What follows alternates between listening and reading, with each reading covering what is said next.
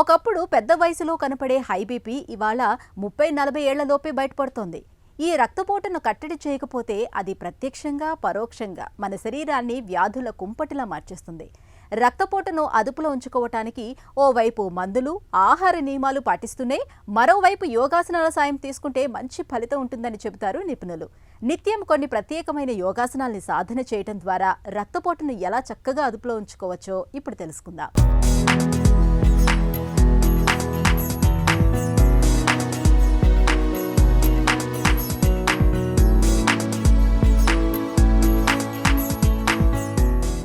ఈనాటి కార్యక్రమంలో మనం బ్లడ్ ప్రెషర్ సమస్యని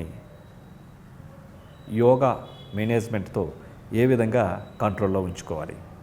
ఈ బీపీ సమస్య అనేటటువంటిది చాలా భయంకరమైనటువంటిది. ఇది ఒక సైలెంట్ కిల్లర్ లాంటిది. ఇది రాకుండా చూసుకోవడం చాలా మంచిది. వచ్చిన తర్వాత చాలా అవేర్నెస్తో ఉండాల్సినటువంటి ముఖ్యమైనటువంటి బాధాకరమైనటువంటి డిసీజ్. దీన్ని గమనించకపోతే ఇది బ్రెయిన్ మీద కానీ హార్ట్ మీద కానీ ఏ విధంగా అయినా సరే ఎఫెక్ట్ ఇచ్చే అవకాశాలు ఎక్కువగా ఉంటాయి. బ్రెయిన్ స్ట్రోక్ అయితే పెరాలసిస్ వచ్చే సమస్యలు ఉంటాయి. కాబట్టి ఈ మధ్యకాలంలో ఆందోళనలు ఎక్కువైపోయి, టెన్షన్లు ఎక్కువైపోయి, డిప్రెషన్లకు గురైపోయి ఈ బీపీ ఫ్లక్చువేషన్స్ అన్నవి చిన్న వయసులోనే చాలామంది బాధపడుతూ ఉన్నారు. ఈ రకమైనటువంటి ఆందోళన నివారించుకోవడానికి, స్ట్రెస్ లెవెల్స్, డిప్రెషన్స్ ఇవన్నీ కూడా తొలగించుకోవడానికి యోగిక్ మేనేజ్మెంట్ అనేటువంటిది చాలా అద్భుతంగా పనిచేస్తుందని చెప్పవచ్చు. యోగాలో కొన్ని ప్రత్యేకమైనటువంటి ఆసనాలు, కొన్ని ప్రత్యేకమైనటువంటి ముద్రలు ఇవన్నీ కూడా మైండ్లో ఏర్పడినటువంటి స్ట్రెస్ లెవెల్స్ని, బ్లడ్ సర్క్యులేషన్ మీద, నర్వస్ సిస్టమ్ మీద, మరి వివిధమైనటువంటి భాగాలపైన చాలా అద్భుతమైన ప్రభావాన్ని కలుగజేస్తున్నాయనేటటువంటిది కొన్ని వందల మంది, వేల మంది అనుభవపూర్వకంగా పొందినటువంటి అనుభూతులు ఎన్నో ఉన్నాయి. కాబట్టి ఈ బ్లడ్ ప్రెషర్ ఉండేటటువంటి వాళ్ళు వైద్యుల సమక్షంలో ఉంటూ కూడా కొన్ని ప్రత్యేకమైనటువంటి యోగ సాధనలు చేసినట్లయితే వాటిని న్యాచురల్గా కూడా కంట్రోల్ చేసుకుంటూ ఉండొచ్చు. సో అందులో భాగంగా ఇప్పుడు మనం తెలుసుకోబోతున్నాం సేతుబంధ ఆసనం, వజ్రముద్ర. ఈ సేతుబంధ ఆసనం అన్నది మానసిక ఆందోళనను తొలగించి, స్ట్రెస్ లెవెల్స్, డిప్రెషన్లు ఇలాంటివన్నీ తొలగించి, బ్లడ్ సర్క్యులేషన్ బ్రెయిన్కి బాగా చేసి బ్రెయిన్లో జరుగుతున్నటువంటి ఆందోళన తగ్గించడానికి ఈ ఆసనం చాలా బాగా ఉపయోగపడుతూ ఉంటుంది. ఇప్పుడు మనం వాటిని ఏ విధంగా చేయాలో చేసి చూద్దాం. బీపీ సమస్యకి సేతుబంధాసనం, వజ్రముద్ర ఏ విధంగా చేయాలో ఇప్పుడు చేసి చూద్దాం. ముందుగా దండాసన స్థితికి రావాలి. ఈ స్థితి నుంచి శవాసనానికి రావాలి.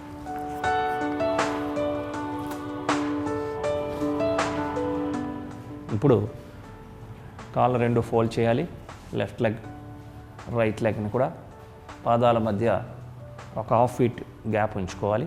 రెండు చేతులతో పాదాలను పట్టుకొని కానీ పాదాల దగ్గర ఉంచడం కానీ చేయాలి. ఈ స్థితిలో శ్వాసను తీసుకుంటూ వెన్నెముకను పూర్తిగా పైకి లేపాలి. ఛాతీ భాగాన్ని, గడ్డాన్ని ఛాతీకి తాకించే విధంగా ఎంత వీలైతే అంత పూర్తిగా వెన్ను భాగాన్ని పైకి లేపి ఆసన స్థితిలో స్థిరంగా ఉండాలి.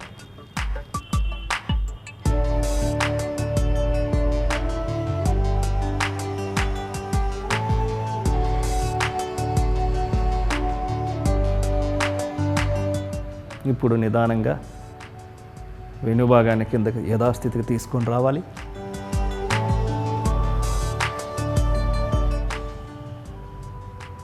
మరొక్కసారి వెనుభాగాన్ని పైకి తీసుకొని రావాలి, లేపాలి.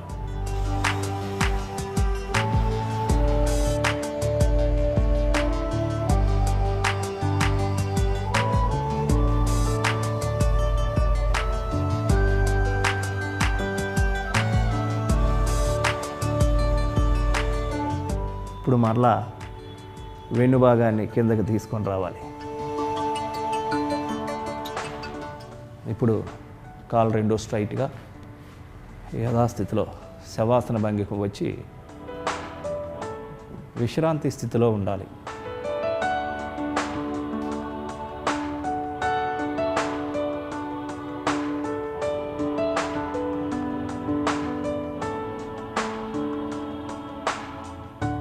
ఇప్పుడు శవాసన భంగం నుంచి ఎడం ప్రక్కకి తిరిగి సుఖాసనానికి రావాలి.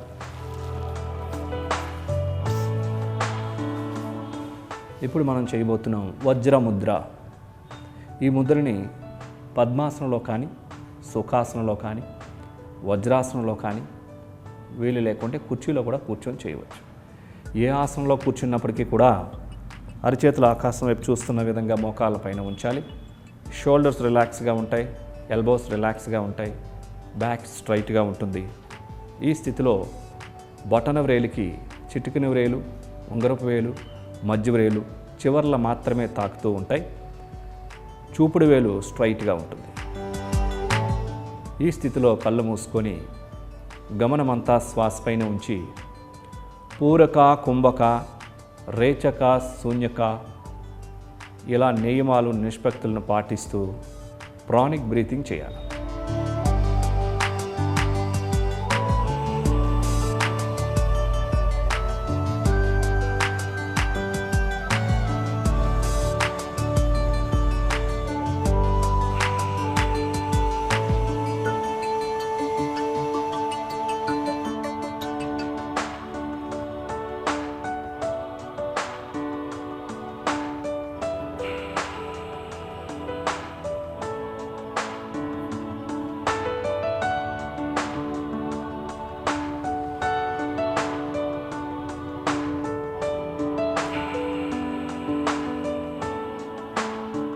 శ్వాసను విడిచిపెట్టిన తర్వాత నిదానంగా కళ్ళు తెరవాలి, ముద్రను రిలీజ్ చేయాలి.